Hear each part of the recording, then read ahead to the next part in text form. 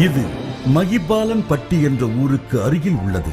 மகிபாலன் பட்டியும் வரலாற்று சிறப்பு மிக்கதாக இருக்கிறது.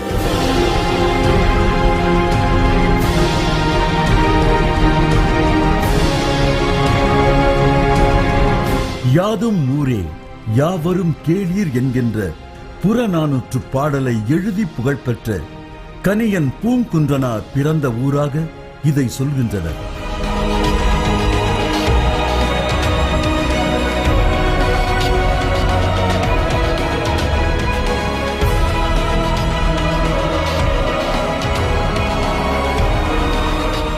இருபத்தி 4 கிராமங்களை உள்ளடக்கிய பூங்குன்றம் என்பதுதான் இந்த ஊரின் பழைய பெயர்.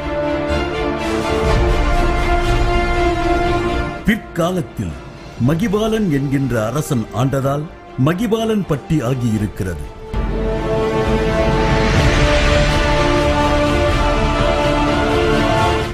இங்கிருக்கும் அம்மனுக்கு பூங்குன்றநாயகி என்கின்ற பெயர் வழங்கப்பட்டு வருகிறது.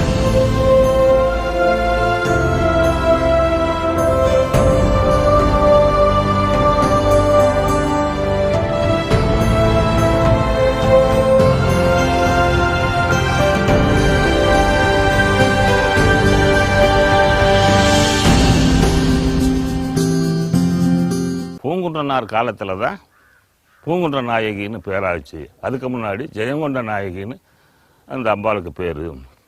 24 கிராமங்கள் சேர்ந்து இந்த அம்பாளை குலதெய்வமாக கொண்டாடி வருஷம்